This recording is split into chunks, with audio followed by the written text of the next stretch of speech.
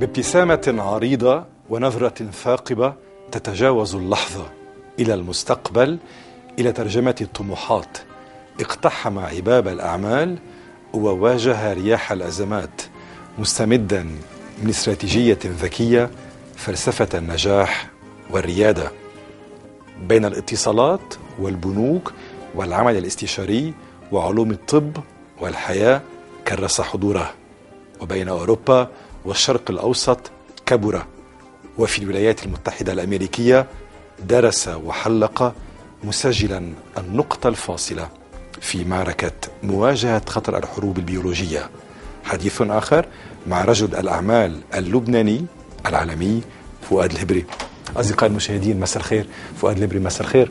أهلا وسهلا. بيسعدني أني حورك أن الليلة بضيافتك وأنت أيضا بضيافتنا. يمكن في عنا مشكلة صغيرة، هي عامل اللغة العربية. طبعا من سيئات الاغتراب أو الحياة في الخارج أنه المواطن لا يتآلف مع لغة الأم، يتناساها. طبعا هالشيء حصل معك إلى حد ما، لذلك أنت ارتأيت أنه نجري هذه المقابلة باللغة الإنجليزية.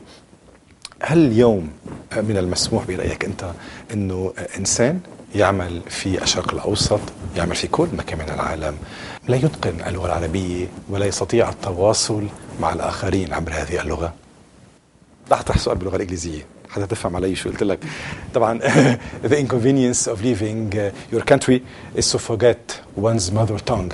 Have you lost touch with the Arabic language, with your friends or fellow citizens?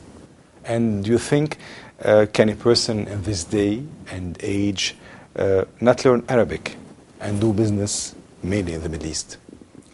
It's a very good question because one never really loses one's ancestry, and one identifies oneself with how one is brought up.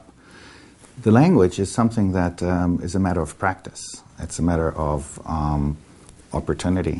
And for a while, I actually even worked in Saudi Arabia for a while, in the Middle East. And, it's been maybe 20, 25 years since then. I still maintain a relationship, of course, with my family in Lebanon, and I try to go back there every year. So I'm fluent enough in Arabic to have a casual conversation, but when it comes to a more formal interview, I feel more comfortable in English. But you want it to be casual, actually, and natural. This is our aim, to be able to draw an authentic portrait of yourself. Anyhow, you were born from a German mother. Yes. And a Lebanese father. How does this impact your personality? Well, I think that having a broad base in terms of upbringing and cultural exposure and social exposure is something that I really value a lot.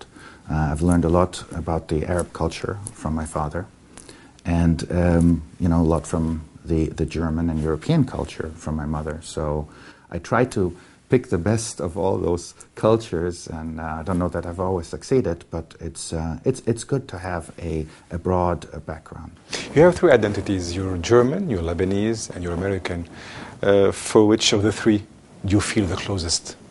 Well, it's difficult to say. My family is here in the United States. I am a U.S. citizen. I live here, and I work here. I do some what I believe is important work for national security here in the United States. So I'm dedicated and committed to this country, and I identify myself as a U.S. citizen. But I also don't forget my heritage, and my heritage is one that I'm proud of, which is both Lebanese and German. ولد وفي فمه ملعقة أحلام مطعمة بإرث والد أرسى أكثر من علامة فارقة في عالم الاتصالات وأعمال الخير والعطاء، فأخذ منه ما أراد. فؤاد إبراهيم الهبري في تقرير. ولد فؤاد في هيلدسهايم في ألمانيا عام 1958. تبعه بعد 7 سنوات سمير ثم ياسمين التي أكملت بمجيئها أفراد عائلة إبراهيم الهبري الجميلة.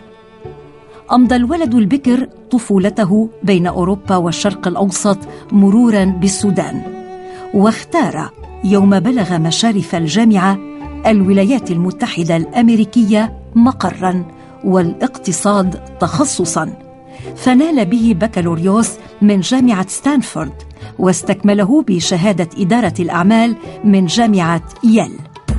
عرف فؤاد الهبري كيف يشق طريقه بثبات، ومشى مذللا الأشواك المعترضة، محققا انتصارا تلو انتصار، متسلحا ب3 مسلمات: التواصل مع الآخرين، خوض المجالات التي توفر الحياة السليمة، واستخدام التكنولوجيا في خدمة الإنسان، حتى استحق أن يعلن رائدا في واشنطن. هو اسم لمع من المهد إلى اللحظة، والعمل الإنساني ينال من جهده حصة الأسد، وأعمال الخير والسلام وانفتاح الأديان هاجسه، وطموحاته بعد كثيرة. The age of adolescence forms one's future. Tell us about your teen life. What were your goals, your dreams?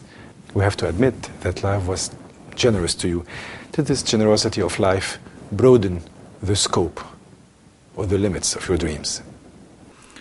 Ricardo, I was very fortunate that I was born in Germany and had an opportunity to spend a few years during my formative years in Europe. But also, when my father was working for Philips Holland at the time, was assigned to run the telecommunication operation in Sudan many, many years ago.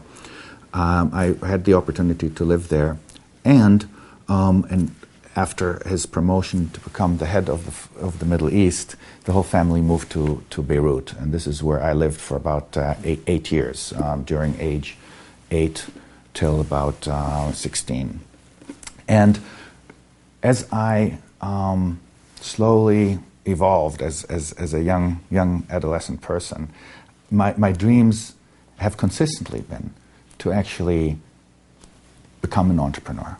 I knew that as far as I can remember, that I wanted to be an entrepreneur. And I also wanted to be involved in a business that wasn't just trade or just based on an opportunity to make some money, but I also wanted it to be meaningful in terms of potentially helping people, saving people's lives, helping with communication, maybe doing something for the environment.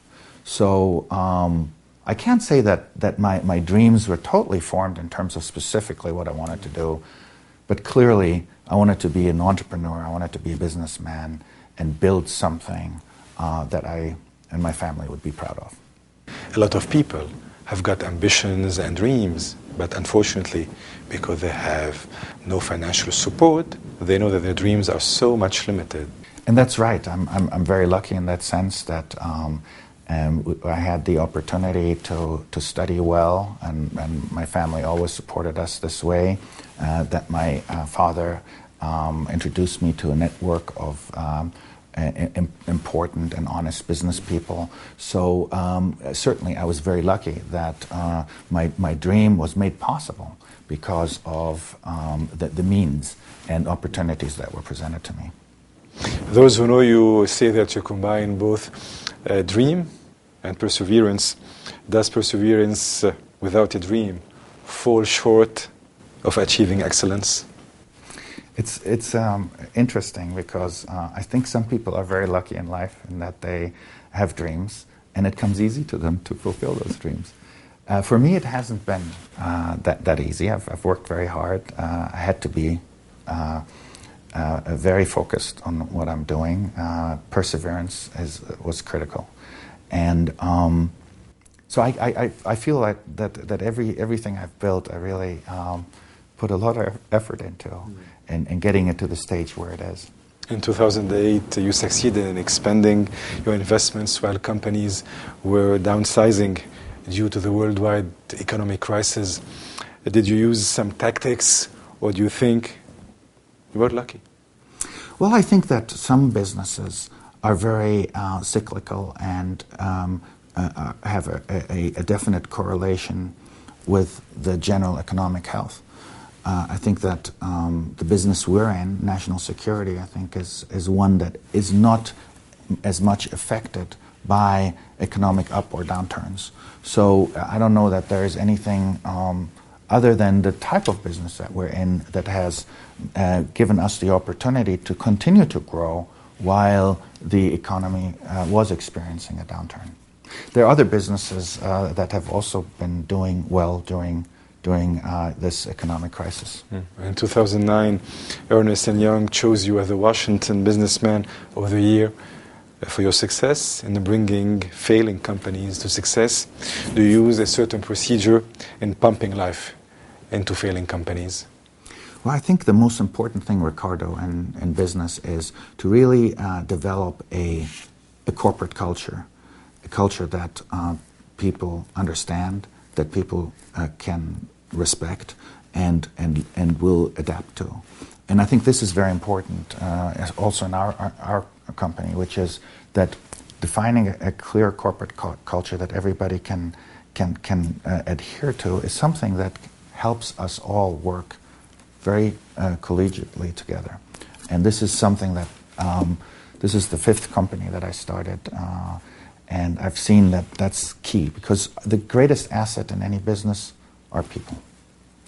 And, motivating people, rewarding people, bringing them all to agree to a certain culture, not forcing a culture on them, but developing a culture that everybody feels comfortable with, making sure that there is really a fit is critical. At least that has been so far the formula for me. It's a great tactic. فؤاد الهبري ضيف حديث آخر. أصدقائي المشاهدين، استراحة نعود من بعد، خليكم معنا.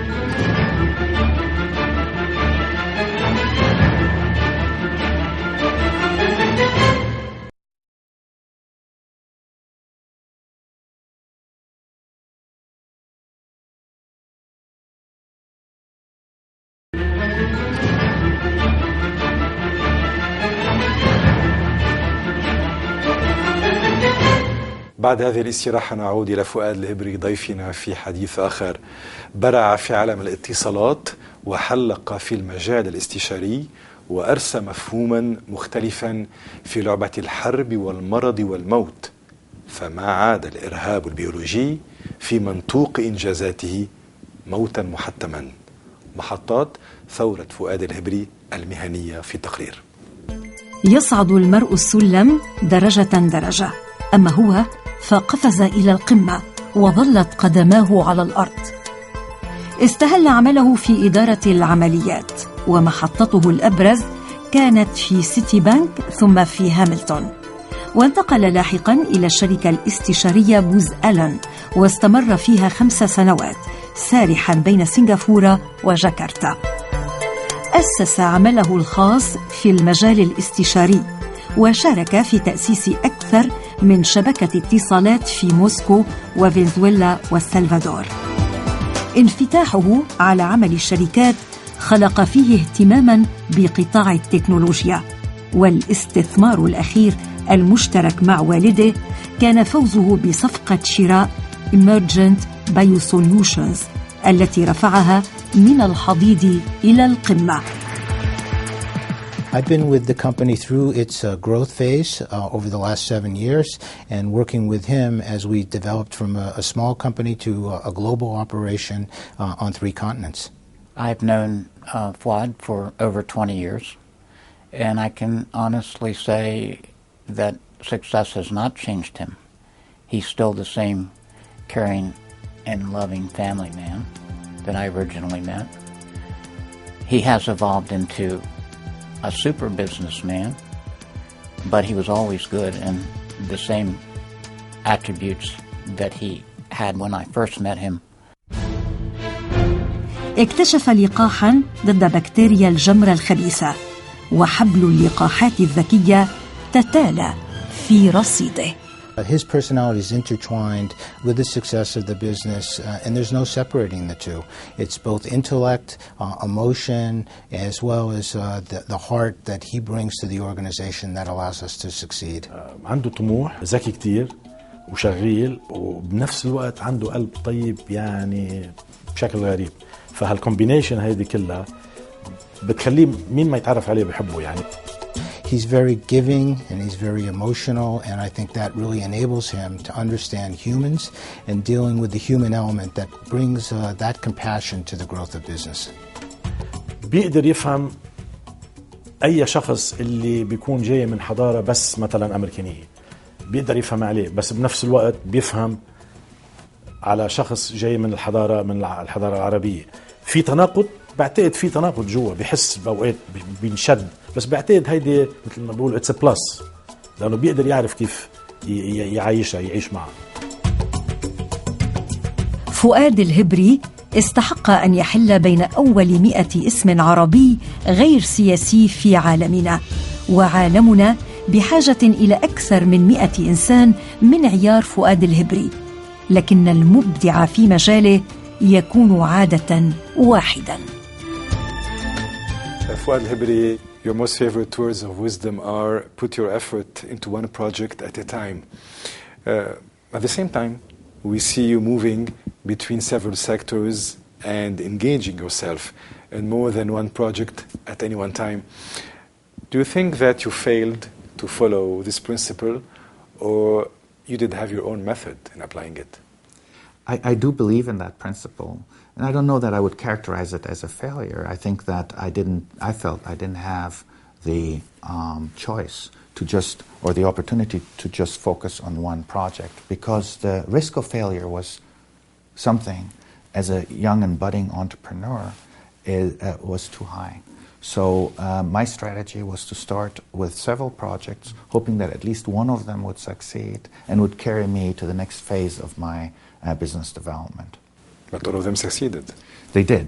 That is one of the things I'm very grateful of and fortunate and humbled by, that, and that added a little bit of stress to my life, because as these projects simultaneously grew and succeeded, I had to spend more time than I've ever expected on that. And it unfortunately also kept me away from my family more than I had hoped. Leader in guiding failing companies to success, Emergent Biosolutions is a witness to your excellence in this respect. Was it just a deal that you've won, or a challenge that you faced for mankind? I would characterize that just a deal that I won is, I see as every deal as being important. So it is certainly that. But also, it's an opportunity to protect lives and further our humanitarian drive. So it was really both that motivated me. More than 20 companies negotiated during 7 years to win Emergent Biosolutions. Why do you think you have been chosen yourself? Well, as I recall, there were 19 companies that actually expressed some interest to the state of Michigan in connection with the purchase of the facility. It was a public auction, and out of those 19, only, I believe, 6, if I remember correctly, actually submitted a bid to the state of Michigan for the acquisition of the facility. I think what made our offer attractive to the state of Michigan is that, well, first of all, we paid we offered one of the highest prices in our bid, but we also offered that we would keep all of the 170 employees, the civil servants at the time, employed for at least 1 year. So we made a guarantee to these employees. We also put aside 20% of the company and offered it in a stock option plan for everybody in the company, from the head to the janitor, so that everybody could participate in the success and the growth of the company. I believe that those two factors certainly played a role in making our bid attractive to the state of Michigan. You have faced the danger of anthrax, which for a while threatened the world as a vicious epidemic. You were the only one to produce a vaccine approved by the American Food and Drug Administration. Your company, the supplier of this vaccine to the American government and the Department of Defense. Was it easy for a citizen with Arab roots, and specifically a Muslim, to get through the American security? I must say that the Department of Defense was very cooperative. I'm sure they did their background checks on me, nothing to hide, and But I never sensed that they held my religious beliefs or my background against me in any way. What was probably also helpful is that a good friend of my father's, Admiral William Crowe, who used to be the chairman of the Joint Chiefs of Staff several years ago, he's passed away, but he was our partner in this project because he cared deeply about the security of our nation. And I expect that he confirmed to the powers to be at the Department of Defense and others that, Fuad is one of the good guys. So I think that I can say, without any hesitation, that working with the Department of Defense has been very constructive, very cooperative. Also with HHS, the Health and Human Services, and now CDC, the Center for Disease Control. And I've never felt that my background was an issue.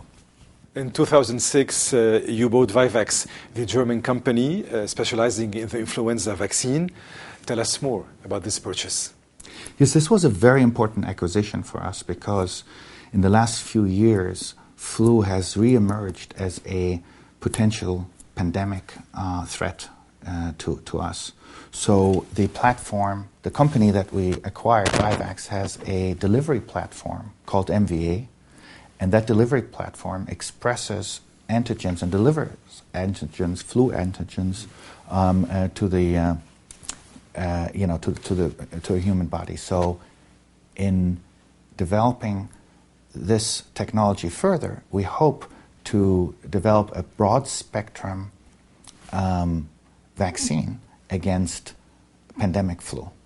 We actually recently announced a joint venture with Temasek, which is a Singaporean company, actually a quasi-government company, who have identified several antigens that are very promising for broad spectrum protection. We're very excited about this acquisition. And what about your venture with Oxford University?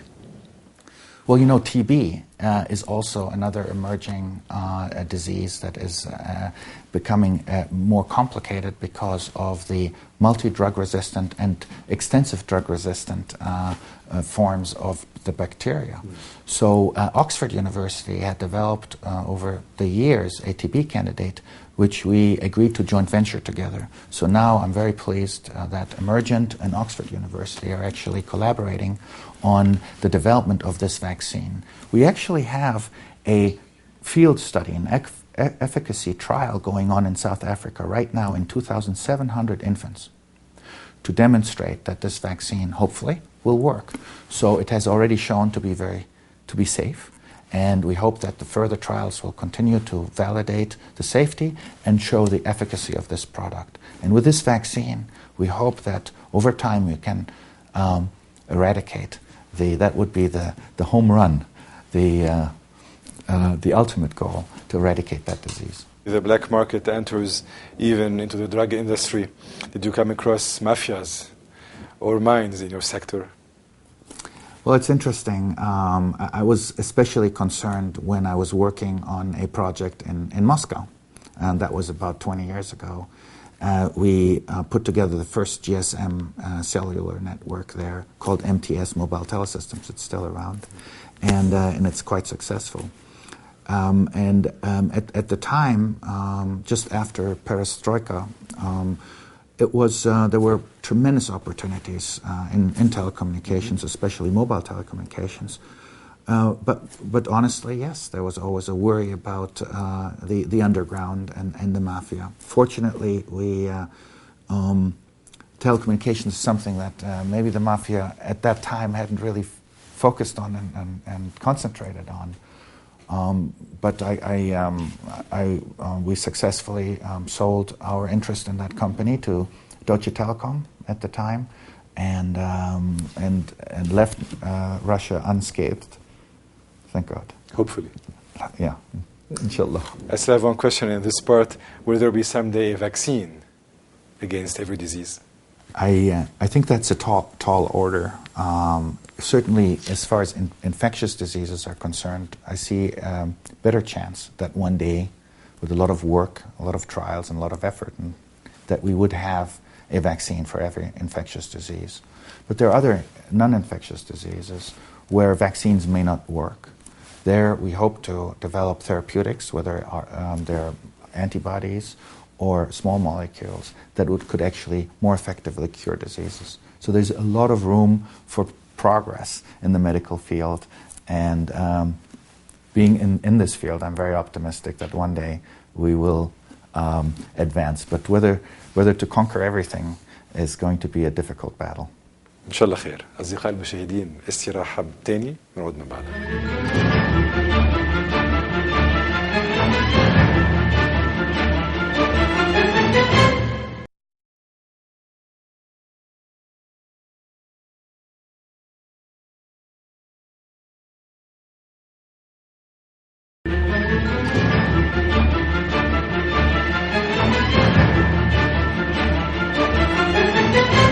نعود إلى فؤاد الهبري في حديث آخر. أن يكون الإنسان أول في العمل فليس معناه أن يتأخر في الأسرة. فؤاد الهبري الزوج والأب يستحق أيضا مرتبة الأول. التفاصيل في تقرير. بينه وبين زوجته نانسي كيمياء تفاعلية، وبينه وبين أولاده كريم ويسرى وفايزة أبوة مميزة، بنوة وثيقة وصداقة. كلما كبروا كبرت. It's a wonderful family to be a part of because we're very close as many families in that part of the world are, but in the Middle East and Lebanon, and I grew up very much with the Lebanese values of respect for elders and closeness with the family. البولو لعبة عمره، إنها ميراثه وإرثه، وكريم ويسرى يتجاوزانه في عشق اللعبة، وفايزة على الدرب تسير. Me and my father are very competitive, of course, and it's a sport that we've played together for quite a while.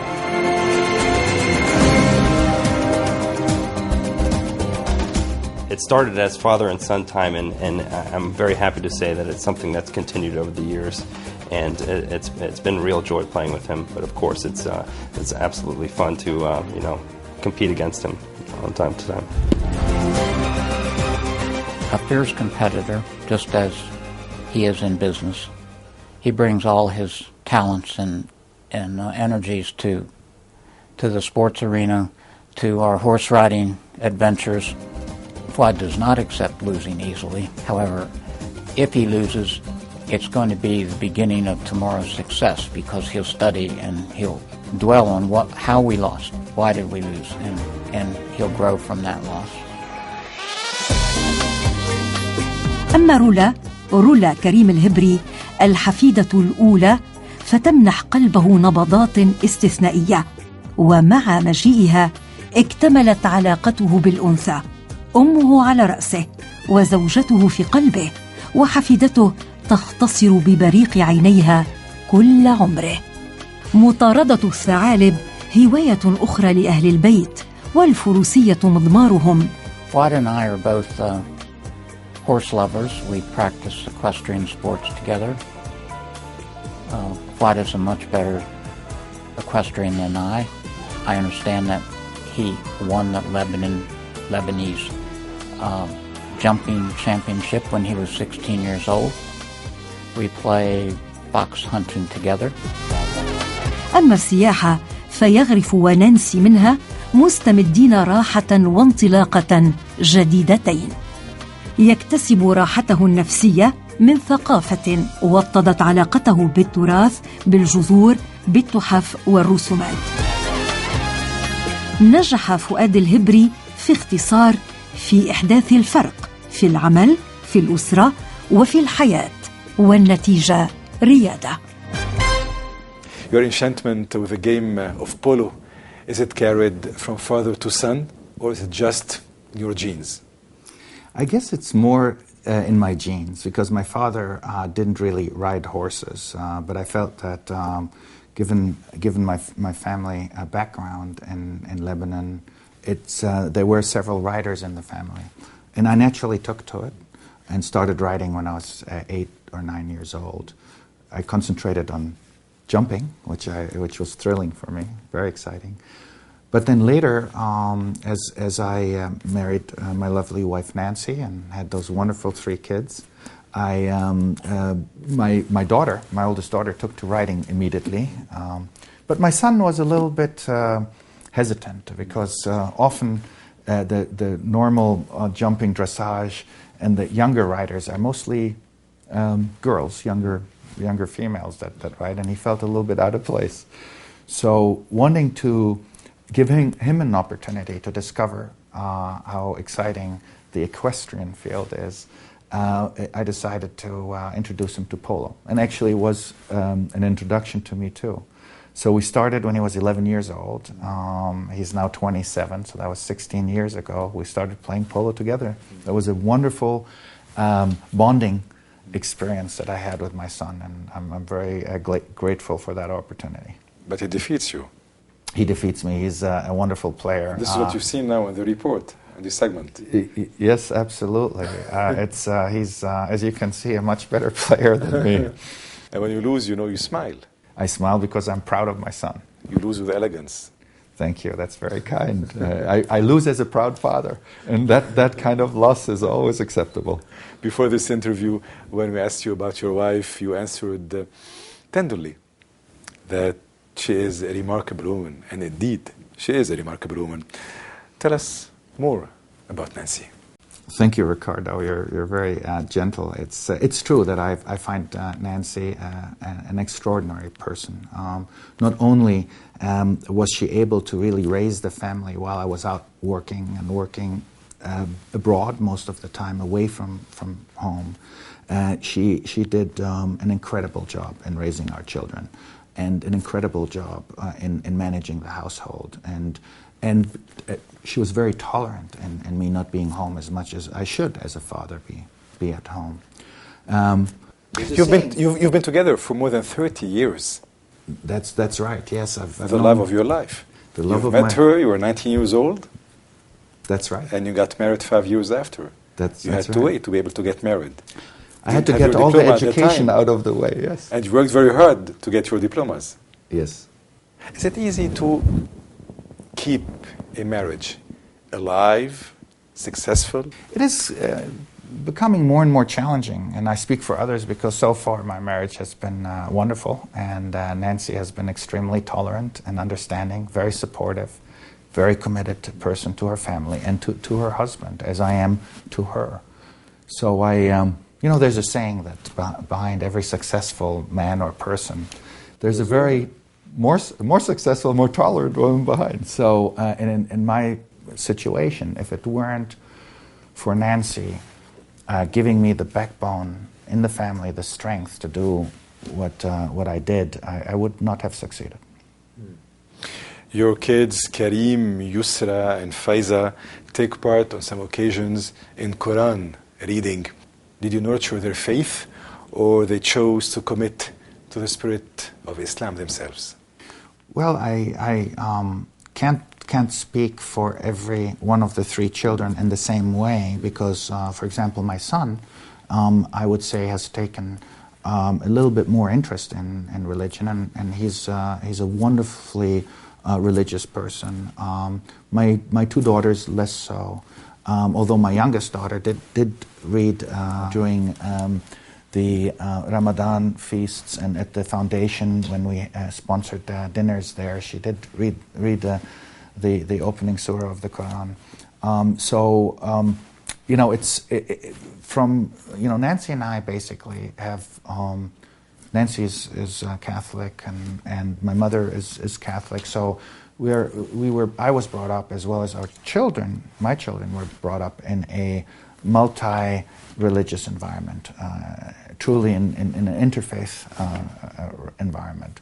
So not that I'm very religious, I must admit, I don't want to exaggerate this, but I do believe that religion plays an important role, that the belief in God is important, and we never pushed, we never, we try to teach as much as we can with our limited knowledge and experience, And some of my children took more interest than others in it. And I'm very proud that Kareem is really very much involved in our foundation, and the الهبري Charitable Foundation is doing a lot of good work on peace education and interfaith dialogue. A lot of freedom in your family, a lot of freedom in your life. Definitely you gave your son and your daughters the wings to do things they wanted to do. Do you think that they're concerned with what's happening in the Arab world? Are they involved emotionally with what they see on TV, what they read in the press? Absolutely. I think that anyone, really, even people without the connection and background of the Arab world, would look at what's happening in the Middle East and feel sorrow and sadness in seeing how people are treated and how there are wars that really have little meaning or no meaning, at least to me. It's something that they are passionate about. I think I try to encourage everyone to think positively, to promote peace and peace education, and see, can those conflicts be resolved in a non-traditional way? Usually conflicts are resolved, or at least people attempt to resolve conflict through war.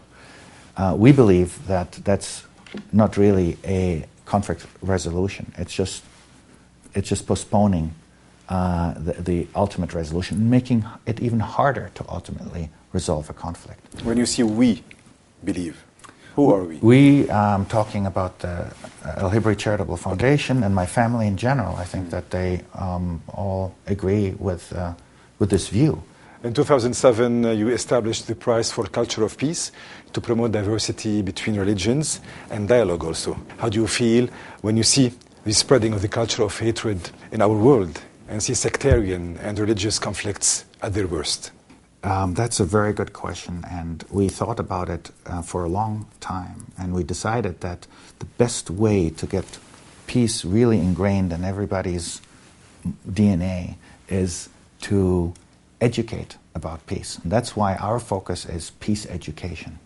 We're not peace brokers, we're peace educators. And we feel that if you really turn peace into a curriculum that is introduced in elementary school, in high school, in universities, our hope is that in every school, every student is going to take a class or two or more about peace and how important peace is and why peace is critical to the continuation of humanity. That's really our goal. And we sponsor forums and symposia to encourage peace education. We have a peace education prize where we recognize those people who've played a significant role in this area. And the education piece is really what I believe is the most important. And I think that as we educate ourselves in the Middle East and elsewhere in the world, we understand that our differences are very small, that our differences can be bridged, and if we are tolerant with each other, that there will be peace. People generally, and maybe I'm naive, but I believe generally people are like peace. I think people are considerate. I think people are tolerant, and we just need to bring all that out in them. On September 11th, when the airplanes went through the towers of the World Trade Center, the Muslims in the Western world came under close scrutiny. Did this affect your business? And was your insistence on promoting the culture of peace and dialogue among religions the brainchild of that moment? I think of 9/11 as not in the context of business. I think of it in the context of the human life that was lost, the tragedy, the horrible and terrible event that happened. And it also not only hurt a lot of people, not only those who unfortunately suffered, but also the families that continue to suffer from this horrible event. But it also has, in addition, caused even a further divide between the Islamic world in the Western world, because it is easy to immediately associate an event like this broadly to Islam. And what we're trying to do in this instance too is to educate people that Islam is a peaceful religion, that terrorists aren't synonymous to Muslims, and that there are certain bad apples among any culture, among any religion. What we need to do is build on the good aspects of every religion, build on the commonalities of those religions. And again, I'm not a religious expert in any way, but it's really important to understand, respect each other's faiths, respect each other's culture, and to really be educated about peace. فؤاد الهبري ضيف حديث آخر بعد هذا الفاصل. خليكم معنا أصدقائي المشاهدين.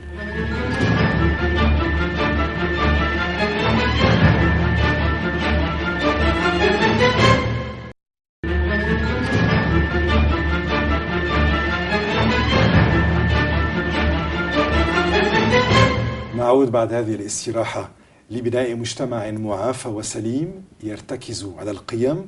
تقرير يلقي الضوء على مؤسسة هبري الخيرية. رائد في العمل الإنساني، ترجم عام 2001 شغفه في أعمال الخير بإنشاء مؤسسة حملت اسم الهبري الخيرية وهموم الأرض.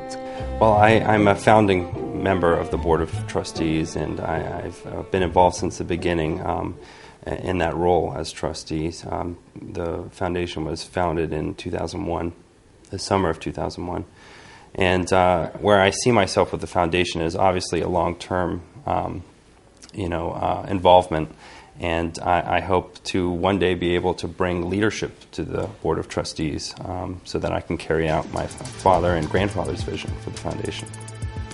وفي عام 2007 أسس جائزة ثقافة السلام التي تستكمل عبر المؤسسة الأم أعمال الخير، وينشط منذ سنين 10 في بناء عالم أفضل وتشجيع السلام والحوار بين الأديان وإرساء التنوع الثقافي والعدالة الاجتماعية والمساواة والممارسات الديمقراطية. تحدثنا كتير عن صراع الأديان. بالنسبة له هو بحس أنه الإسلام عم بمر بظروف كتير صعبة، خاصة آخر 10 سنين بأميركا، فبيحب كتير يجرب يساهم بتحسين صورة الإسلام كدين والمسلمين كأشخاص، لأنه ما في شخص أنا أو هو حتى بيعرفه مسلم تعرف عليه أو حتى سمع عنه إلا من أحسن الناس، يعني إنه بس هالكم شخص اللي هن عم بيسيئوا للعفة عم يجرب فؤاد بواسطة الجمعية هاي نعمل طريقة نحسن سمعة وهذا كان هدف والده الله يرحمه وقت بلش أسس مؤسسة الهبري الخيرية. عشرات المنح قدمت في 10 سنوات باسم المؤسسة التي تدعم إعداد وثائقيات أيضاً عن التراث العربي والإسلامي. ولئلا يبقى الكلام كلام، جولة في المؤسسة، مؤسسة الهبري، تبرز حرص المؤسسين على الاستعانة بتراث الأجداد حتى في حضرة الغرب. وفرخ البط يقال عوام، وها هو كريم يسير على درب الأب والجد وجد الجد. It is a task that I will dedicate my life to fulfilling, but yes, it is something I do proudly, and I hope that I can fulfill that legacy and continue that legacy, of course. Fuad El-Hibri, every person has a role model. You have followed the footsteps of your father, whether in business or in humanitarian efforts. Your father, a human being who exemplified humanity in its truest form. He depicted generosity, grace, and good in every moment of his life. Is your father, Ibrahim El-Hibri, your role model? Absolutely, and I'm very proud that he was my father, and Allah yarhamu, he passed away a few years ago. He was a visionary. He was a visionary not only in business, but even more importantly when it comes to humanitarian activities.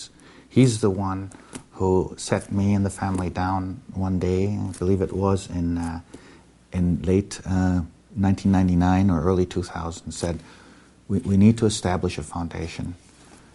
We need to establish an endowment so that we can, along several strategic initiatives, actually perform some humanitarian services. That's what we did. My father was the one who gave us the initial push, the vision, and we continue to extend his legacy through the foundation. Mm. You admire Aristotle and you believe in his saying, if you would understand anything, observe its beginning. Does that mean that if you want to understand something, you always go back to the beginnings? I believe that's true, because without understanding the beginnings, you really don't understand the end goal and the path that leads you to the end goal. So everything starts with the true understanding of the beginning. Do you build the present and the future starting from the past? Absolutely. The past is something that you always need to understand, be aware of, and take into consideration. You shouldn't, in my opinion, belabor the past or regret the past. You need to understand it, build on it, and have the lessons you learned from the past really drive your future efforts. How much are you slave to the past? As much as it hopefully helps me become a stronger person. Does success bring you tension or anxiety? A little bit of both. Because the tension part, as I said earlier, I've worked hard for my accomplishments in the past. They didn't come easy. And as far as anxiety, well, as you try to grow as a person and grow your businesses and your responsibilities grow and people become more and more dependent on you, you become anxious. You want to continue to improve, and you feel that yet you carry a lot of responsibility. Does a successful person become prisoner of the fear of failure? I think that's very true, Ricardo. And that's one of the things you constantly struggle with. That balance, again, between continuing to excel at what you're doing at work and maintaining and loving and enjoying your family and friends. What do you fear? I fear that, that as a company grows, that you, slow down. I fear that there are certain environmental factors that may affect a business that, you have little control over, that may ultimately cause your business to slow down or to fail. So, there are, no matter how successful you are, if you don't also have some fear, I think it's unhealthy. You're happy, healthy, wealthy, successful, you have a beautiful family. Do you fear losing this balance? That's maybe one of the fears that we're talking about. Also the fear of not being always there for the family, the fear of not being as connected as you need to be, fear of not being the perfect father or grandfather.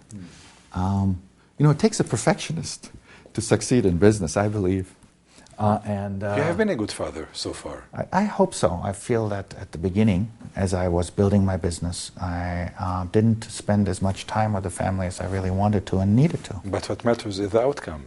The outcome I'm very proud of, and I thank Nancy for really having carried the major burden of raising our children. And it's wonderful now that I'm given an opportunity to get closer to my children, which now I am than I ever was when they were younger.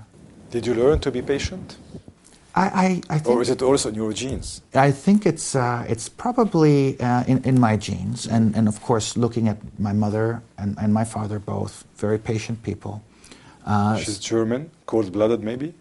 Not cold-blooded. My mother is very loving, very caring. Joyful? Very joyful, very fun. She's a dynamo. And very pretty. Very pretty. And you're so proud of that. I am. She's a great-grandmother. And you'd think she might be a mother, but not a great-grandmother. She's wonderful, and she's always kept the house very warm, emotionally, and in every other way. But she's also been very patient. very patient. And I think that even my father, because they met when they were very young. My father was, I believe, 19 and my mother 18 when they met. And I think my father also learned patience from her. So my mother has been a very critical influence and very important influence to us all in the family. She's the stem of the family. Fuad El-Hibri, do you ever get over happy or over sad? Yes, I do. I can maybe address the over happiness a little easier, and that happens every time I see my granddaughter. Urula, exactly. She is a wonderful little girl, and I never had dreamed that I would experience such joy seeing her every single chance that I get. You are a sugar jiddu. I am. I'm a sugar jiddu, exactly. And you melt when you see her. Yeah, you've witnessed that. Of course. Does life teach a person not to go to extremes with one's emotions? I think that we're all human beings, and emotions are very difficult to control, and I wish we were better at doing that. And I talk about myself. I always strive to manage my emotions better. It is difficult, and yes, sometimes you do have emotions that you feel strongly about things, especially when it relates to your family, or to your passions, or to work, or to injustices in the world, and things like that. Do you feel that no matter you'll stand tall like a tree, maybe like the cedar on the logo of your foundation? I always strive to stand tall. And I'm inspired to stand tall for all that we do with the El-Hibri Charitable Foundation. And it's interesting you mentioned our logo, because it shows that we haven't forgotten our roots.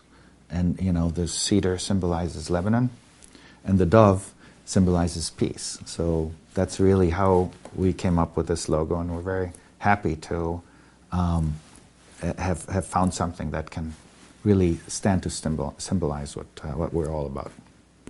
Whom do you remember in moments of success? Well, inevitably, I remember my father. I remember many other successful people and what opportunities I've had to talk to them about their lives, their accomplishments, and the lessons they've learned. So it's something that is very interesting. It fascinates me. And do you think you carry his legacy and you perpetuate his memory the way you should? I hope I do. I'm very proud of my father. I try to follow in his footsteps. I have my own identity. I have my own goals in life, but they're not very different from those of my father's as they were when he was alive. He's a good role model to follow. Yeah, this is something obvious. Even when you talk about him today, you know, your eyes start dancing, and at the same time, you have tears in your eyes, as if he was present. Fuad El-Hibri, you are Lebanese from Ras Beirut. Is Lebanon still on your mind? We live on memories. We live to create memories. We live to revisit those memories.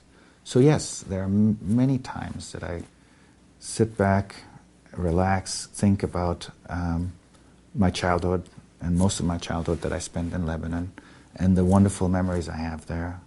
When it was a peaceful Lebanon, when it was a thriving Lebanon, when it was an economically very successful Lebanon. Fuad El-Hibri, finally, I'd like to ask you to pick one person and to address a remark or a word to him or her. Who would you pick? This is a very hard thing for me to do, because to mind come two persons. My wife, Nancy, who I want to thank for everything she's done for me and the successes she allowed me to develop. And also my mother, who has been a wonderful person in bringing me up, giving me love, sharing her experiences with me, and always making me feel safe, confident, and protected. Beautiful. I've enjoyed conducting this interview with you. I'd like to conclude in Arabic, the way we have started. طبعا الحديث معك ما كان سهل، كان دسم، لأنه تنقلنا من مواضيع إلى مواضيع يعني ما في مجال لما دخلنا فيه، وخصوصا المجال الطبي اللي هو مجال صعب على مطلق أي إنسان سواء كان مشاهد أو محاور أنه يدخل إلى كواليسه وإلى عالمه. أنا سعدت بهذا اللقاء يلي حكينا عنه منذ أكثر من سنتين ولم يتم. نحن هنا بواشنطن بضيافتك مثل ما قلنا، وكثير من الناس اللي تابعونا، كثير من الناس تعرفوا عليك، اكتشفوك، ويمكن في بعض الأشخاص عرفوك منذ زمن ورجعوا الليلة أيضا أعادوا اكتشافك، يمكن بلبنان، يمكن بالسودان، يمكن بالمملكة العربية السعودية، وأكيد كتار بالولايات المتحدة الأمريكية وبأوروبا. للناس اللي بيعرفوك وما بيعرفوك، شو بتحب يقولوا عنك؟ إني إنسان يلي بيكون tolerant، إنسان يلي متسامح. شكرا. عربيتي ما هالقد، يعني إن شاء الله يشوفني إنسان منيح يلي بده يعمل منيح لشخص تاني، و someone who's proud of his heritage. وشخص يعتز ويفتخر بماضيه وبإرثه يلي هو إرث الوالد يلي هو هويته. صح؟ صح. فؤاد الهبري، شكرا. شكرا كثير ريكاردو، أهلا وسهلا اني تايم. الله يخليك. أصدقاء المشاهدين، شكرا على وفائكم، على متابعتكم لنا، وبتأمل نلتقي الأسبوع المقبل. تصبحوا على خير.